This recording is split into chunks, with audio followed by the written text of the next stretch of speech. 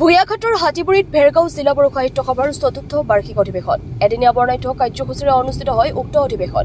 ভেৰগাঁও জিলা বড়ো সাহিত্য সভাৰ উদ্যোগত আৰু পশ্চিম কলেগাঁও প্ৰাথমিক বড়ো শাখা সাহিত্য সভাৰ সহযোগত অনুষ্ঠিত হোৱা উক্ত অধিৱেশনৰ পতাকা উত্তোলন কৰে ভেৰগাঁও জিলা বড়ো সাহিত্য সভাৰ সভাপতি বাবুল আকবৰ বড়োৱে আৰু শ্বহীদ তৰ্পণ কৰে উপসভাপতি ৰূপেশ্বৰ বড়োৱে।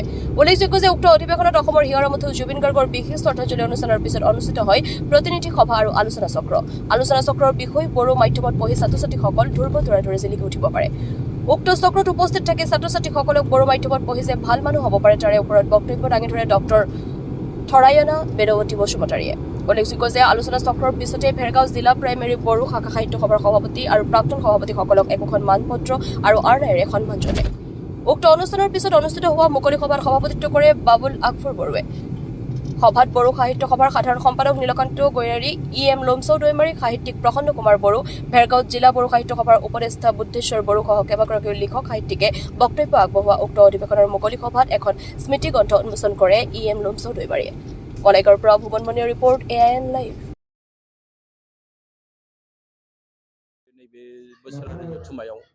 माने जि माखासे बाथ्राफोर बिथांमोना सावरायनायनि खाबु होबाय बेनि गेजेरजों जोंनि हारिनि राव थुनलाइ जोंनि हारिनि सिनायथि थामोनथा बेखौ दानायाव बेखौ बानायनायाव मदद होनायजों लोगोसे बेवहाय माने बर' रावनि जि मोनसे गोनांथि बर' रावनि जि मोनसे इम्पर्टेन्स बेखौ लाबोफिननाया जथेस्थ' माने मदद खालामदों आंनि मोनसे फोथायनाय बेनो। दुलाराय बर' फरायसा आफादनि आफादगिरि बिथाङा जि बुंदों बे जोबोद बरायथावना। मानोना आथिखाल जोंहा दायो जायगायारि खुंथाय हिसाबै बिटिसि थाबाय आरो बिटिसिनि गाहाय हिसाबै श्री हाग्रामा महिलारि बिथां थाबाय। बेखायनो गासैबो जेंना जेंगोनाखौ जों बिथांजोंबो जों सावरायनांगोन आरो बिथांनोबो मिथिहोनांगोन। जोङो दिल्लीयाव नंगौ जोङो धरना हैदों बा जोङो नेसनेल सेमिनार खालामदों जाहाथे दिल्लीया थाबैनो माने बेखौ मिथियो आरो बे जेनोखि जोंनि जि माखासे दाबिनायनि माखासे आयदाफोर बियो जुदि मावफुंजायोब्ला थोंजोङै बेवहाय आथिखालनि जेनोखि बिटिसि बा बिटिआर बेवहायसो मुलाम्फा दं।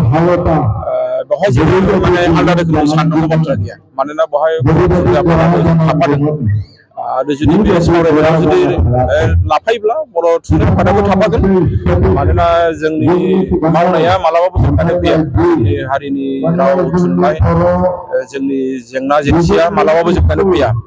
जों मालाबा दिल्लीनि मिथिहोनांगोन, मालाबा जोङो दिसपुरनि मिथिहोनांगोन।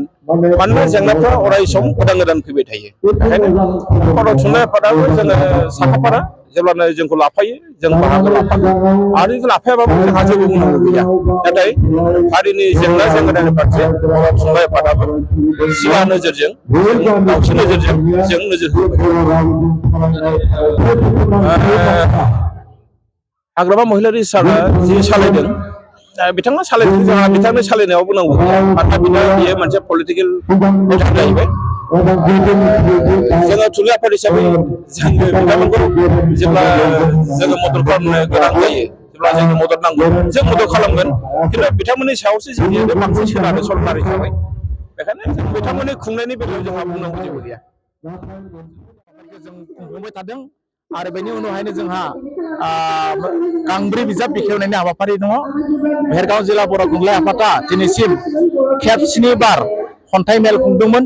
बे खन्थाइ मेलनिनो दाबनि खन्थाइनि खन्थाइ बिजाब सेबखांनाय जादों आरो लोगोसे बेखौबो बेखेवगोन दिनै। आरो बेनिफ्राय भेरगांव जिल्ला बर' थुनलाइ आफादनि खुगा लाइसि लाइसिमग्रा खुगा लाइसिखौबो बेखेवगोन आरो सासे लिरगिरिनि पान्डुलिपि लेखा गांसे बेखेवगोन। बे हाबाफारि जानायनि उनावनो भेरगांव जिल्ला बर' थुनलाइ आफादनि सिङाव थानाय गासै माने गोदानै मुं थिसनजानाय जिउनां सोद्रोमा बिथांमोनखौबो मान बावगोन। आरो बेजों लोगोसेनो 1974-75 मायथाइयाव बे ओनसोलनिफ्राय जायफोर बिथाङा माने रमान हांखोनि दाबि दाबा खालामनानै माने जियाल गादोंमोन बिथांमोनखौबो दिनै माने मान बावगोन। आरो बेजों लोगोसे बे ओनसोलनि साहित्य सिबिनाय आरो थुनलाइगिरि गागि लिरगिरि बिथांमोनखौ जोङो बेवहाय मान बावगोन माबाजों गांफा मान बिलाइजों। आरो बेजोंनो लोगोसे मोननै बान्थाखौ बेयाव होनाय जाबावगोन। बे जाबाय बे भेरगांव जिल्ला बर' थुनलाइ आफादनि बेन्दोङाव थानाय मेट्रिक आनजादाव बर' बिजोङाव फरायनानै बयनिख्रुइबो माने बांसिन साइन्स आयदायाव नाम्बार लाखिनो हानाय आरो फार्स्ट डिभिजन पास खालामनाय बे फरायसा बा फरायसुलिफोरखौ जोङो मान बावगोन बे फरायसा एवार्डनि मुङा जाबाय पानाम चन्द्र बर' फरायसा थुलुंगा बिगियान बान्था आरो बेनि अनगायैबो मोनसे बाथ्रा दंबावो बे जाबाय बे ओनसोलनि गागि खन्थाइ थुनलाइगिरि बे उदालगुरि जिल्ला बर' थुनलाइ आफादखौ गायसननायाव गोबां बिहोमा थानाय सुबुं आगदारि रंसारि धनेस्वर स्वर्गियारि ट्रास्टनि मोनसे बान्था दंबावो बे बान्थाखौ जोङो एबारहाय बे ओनसोलनि बे बोसोरनि माने बेस्ट टिचार एवार्ड मान बावगोन बे हाबाफारिखौ मावखांगोन मावनायनि उनावहायनो जोंहा मिरु बर' थुनलाइ आफादनि गाहाय नेहाथारि बिथाङा गाहाय आलासि हिसाबै गेवलां मेलाव बाहागो लाफैगोन बिदि जोङो गेवलां मेलखौ खुंनाय जागोन आरो जोंहा बे गेवलां मेलखौ बेखेवगोन बे हालामनिनो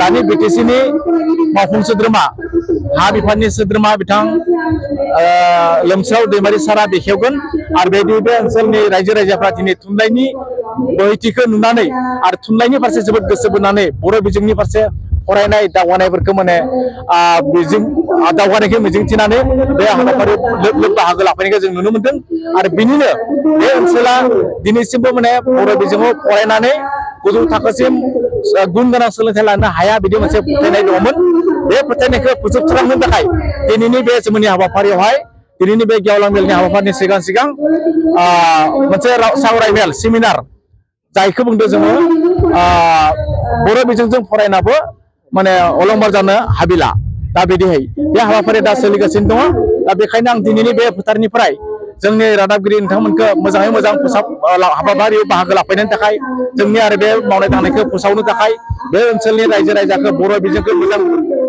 जुंना लानो थाखाय दिनैनि बे हाबाथिलिनिफ्राय मेल थिलिनिफ्राय आं खावलायदों आरो दिनैनि बे हाबाफारिया मोजाङै जाफुंगोन होननानै जों मिजिंथिदों যিকোনো খবৰ আৰু বিজ্ঞাপনৰ বাবে যোগাযোগ কৰক 7896121996